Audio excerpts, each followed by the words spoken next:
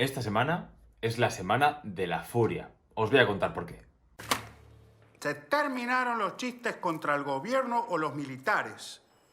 ¿Y de qué nos vamos a reír entonces? De Nixon, Fidel Castro o de Pelé. Pero ni al gobierno ni a los milicos me los tocan, ¿entendido? Y mejor a Nixon tampoco. Hola amigos y amigas movimentarios y movimentarias. Entramos en la que he llamado la semana de la furia. No es por el furor de las ligas que se acaban de terminar en muchos países. Enhorabuena a los colchoneros, sobre todo a los que han sabido celebrarlo bien. No es tampoco la furia que nos da que cierta distribuidora no nos mande su estreno puntero de esta semana. Ahí se quedan con sus dálmatas. No, es la semana de la furia porque se estrenan dos películas que llevan furia en el título. Una es El año de la furia, que es este título que vamos a hablar ahora, y la otra es Despierta la furia, la nueva película de Guy Ritchie, que también hemos visto y podéis leer su crítica ya en la web, escrita por nuestro colaborador, nuestro compañero David Granero. El año de la furia es una película coral en la que vemos cómo un golpe militar empieza a hacer la vida imposible a los protagonistas, principalmente a dos guionistas de un programa de comedia que se dedican un poquitillo a, pues, vamos, más que un poquitillo, se dedican bastante a hacer mofa de los políticos, de los militares, de todo lo que pasa, de la actualidad, sobre todo centrándose un poco en la política a partir de la parodia, sketches y demás.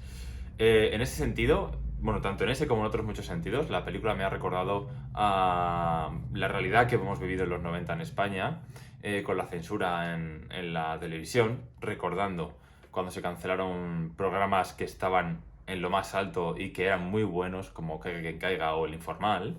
Esas cancelaciones que pasaron un poco de largo, pero que todos sabemos por qué fueron.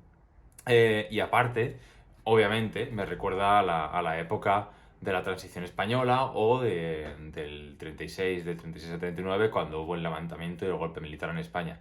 Es muy fácil trasladar todo lo que pasa en esta película a cosas que han pasado ya sea en España ya sea en otros países. Es decir, cuando se impone un totalitarismo, cuando se da un golpe militar, cuando una corriente de ideas empieza a convertirse en una caza de brujas, vemos que pasa todo lo que pasa en esta película. Por lo que se puede decir que es una película muy universal, muy humana, sobre todo en el sentido de que tanto perseguidores como perseguidos son mostrados como humanos.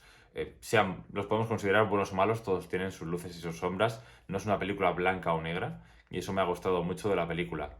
¿En qué se centra la película? Pues en esos dos guionistas. Uno de ellos, que es como el cerebro de la... No es el que tiene la chispa, pero sí que es el cerebro que hace los chistes y que hace el trabajo grueso.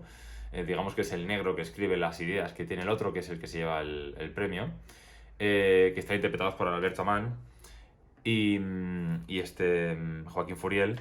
Ellos dos son los protagonistas, como decía, pero Albert Amán reside en una residencia, vive en una especie de pensión, ¿vale? Que reside, o sea, que dirige Maribel Verdú, que es la española de la película, que además hace de española en la película, que ha emigrado huyendo precisamente del fascismo en España y, mala suerte, se encuentra con un golpe militar en Uruguay. Todos los residentes de esa pensión forman el reparto coral, el reparto protagónico de la película. En la pensión, pues tenemos a la hija de la dueña de la pensión, tenemos a un nuevo inquilino que llega de nuevas allí a la pensión, y tenemos también a una prostituta. Todos los caminos de los personajes se van cruzando. Se puede decir que es un cruce de caminos la película, si vamos al uso. Pero la verdad es que la narrativa de la película nos va contando lo que le va pasando a cada uno de ellos. Nos va contando también qué le va pasando a otro de la pensión que ha desaparecido, que te lo cuentan desde el principio. No es spoiler, no os preocupéis. Y me ha gustado por eso, porque el ritmo del largometraje y la manera en la que va saltando de un personaje a otro, cómo te va mostrando las tropelías que se van produciendo, cómo te va mostrando cómo de hipócrita puede ser, por ejemplo, el papel del militar, que sí, que es un torturador y que le pinta como malo, pero tiene sus puntos flacos y tiene su esposa y él dice que es muy fiel a su patria, pero luego está siendo infiel a la esposa con alguien que no voy a contar, obviamente.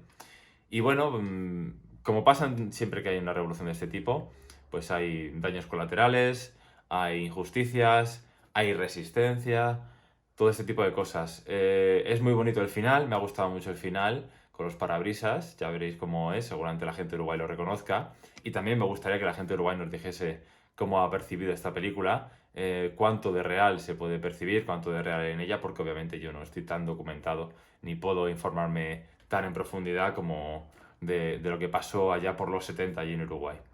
Me gustaría que la vieseis, sobre todo por el papel de Amán. Sí que es verdad que Maribel Verdú puede ser el atractivo de esta película aquí en España, aunque a Alberto Amán se le conoce bastante, pero Maribel Verdú, sobre todo con esto de que ahora va a ser la madre de Flash en la película independiente de Warner, pues tendrá un poco más de subidón, espero, porque además quiero me gustaría que esta película hiciese buena taquilla, hiciese buen puesto en taquilla, porque lo merece, la verdad es que lo merece. Es una película de estas que si no ha llegado a tiempo para entrar a los Goyas del año pasado, espero que llegue a los Goyas de esta y por lo menos esté luchando por ser la mejor película iberoamericana en 2022, porque lo merece. Como decía, quedaos con el cartel. Esto ya aprovecho para mostraros esto y explicaros un poco de intrahistoria de lo que hacemos en la prensa de cine. Muchas distribuidoras, cuando vamos a ver una película, en nuestro pase de prensa, nos dan un dossier como este.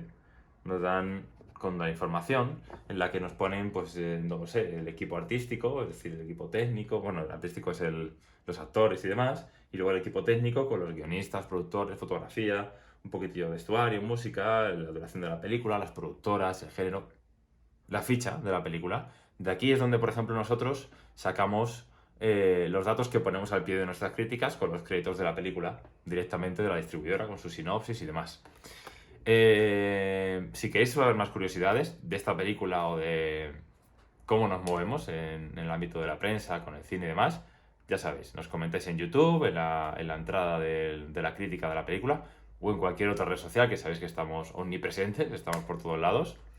Y ahora más que nunca, a colación de esta película, gracias por los insultos y perdón por el respeto.